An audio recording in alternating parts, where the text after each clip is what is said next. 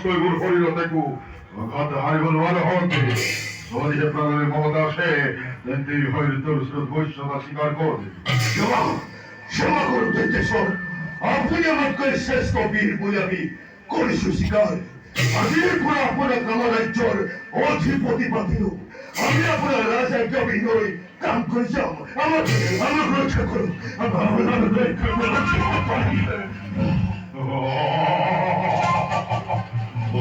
দৈত্য